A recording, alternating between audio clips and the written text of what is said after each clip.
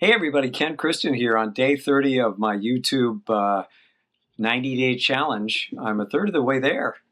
This is kind of an exciting moment, but I don't want to talk so much tonight about the challenges. I do want to talk about something that happened, which was there was a pretty strong response on the part of people about my comments a few days ago, strong positive response about my comments a few days ago regarding feeling fraudulent when you start to make a move in a new direction. And there was a specific request that I deal with that topic a little bit more. So I'm going to go partly back over some of the things that I said, but hopefully I'll cover a few more aspects of it.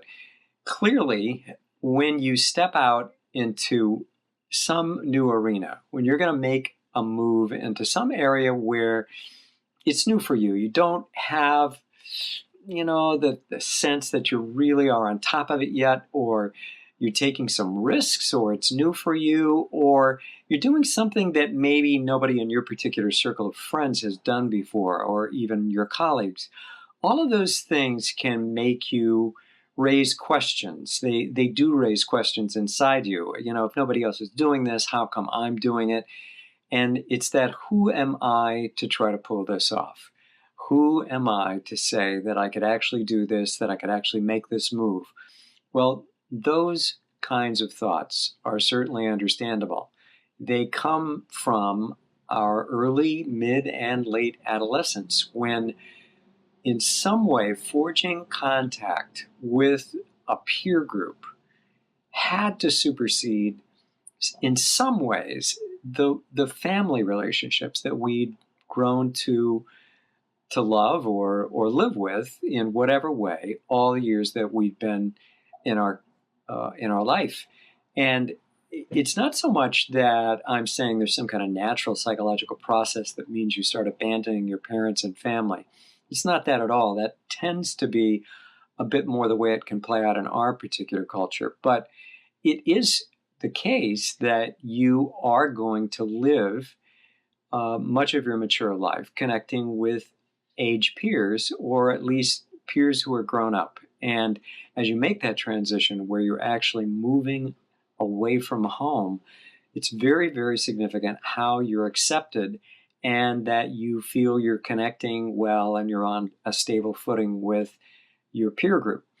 Well, we have to outgrow that to really succeed at things that are important to us. If we are going to do something new, we have to position ourselves somewhat outside of what we've been used to and what we've grown up with. And inevitably, that can bring up a variety of fears. Of course, there is just the straight up fear that you could fail at doing something. Fear of failure gets talked about a lot. There's also been some credence given to fear of success.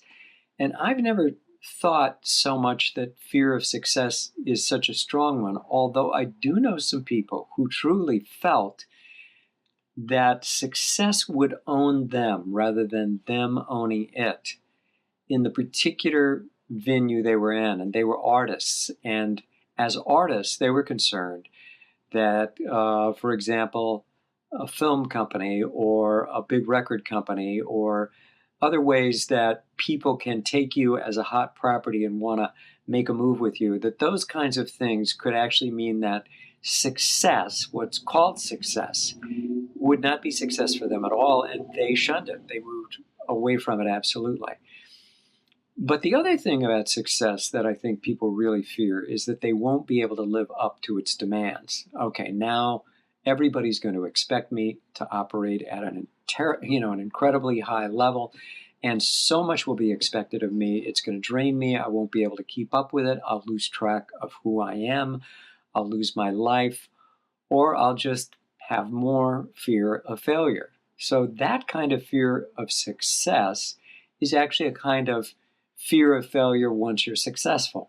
So all of that, though, is kind of in the aftermath of what I was talking about last time, about feeling that you're a fraud. A feeling that you're a fraud can certainly be because in some way you have not acquired the skills that you need to really have in order to say, I'm planting a flag here, I'm taking a stand, I am an expert at this, or I am one of the people that you can go to and expect results. I will deliver.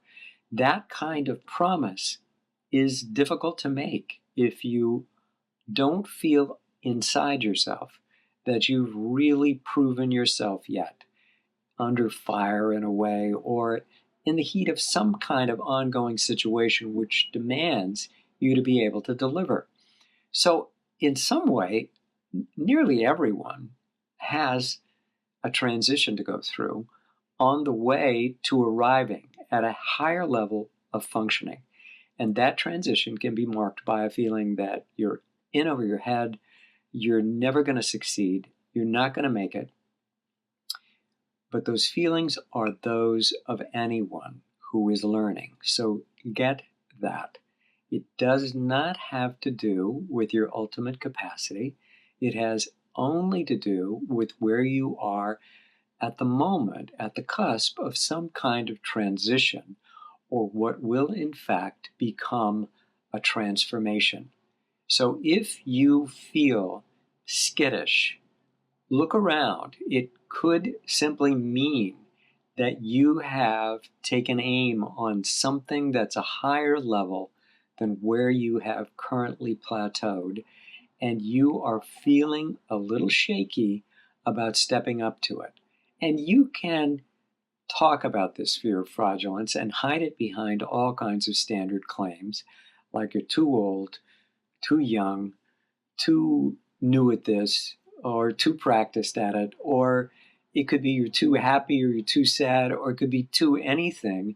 And those tend to function as excuses. They're a way to excuse yourself from going ahead and taking that bold step and taking that risk that's involved in really moving up. And I view that fear of fraudulence as actually an indication that you're involved in a transition and that you are, in fact, moving. The other fear of fraudulence may be that in some way you're misrepresenting what your capacities are. And that's not the focus of today's conversation. But if you do misrepresent your capacity and you truly are not able to deliver, you usually will be found out. And it will be costly to you in terms of reputation, in terms of people's being able to believe in you, and for you to be able to do solid work in the future. So the ethical thing to do is to be ethical. Represent yourself clearly, know what you're good at, and if you're moving up, raise your game. Acquire additional skills, acquire additional experience. Study, learn, take classes, take courses, read, write, and move your way up in a way that's going to sustain you, because you will develop, as you make those kinds of steps and make progress, a true sense of your capacity to do things well. So that's Ken, me, on day 30 of my 90-day YouTube challenge. I hope you've enjoyed this, and I look forward to talking to you again very soon. In fact, I'll be doing this tomorrow. Bye-bye.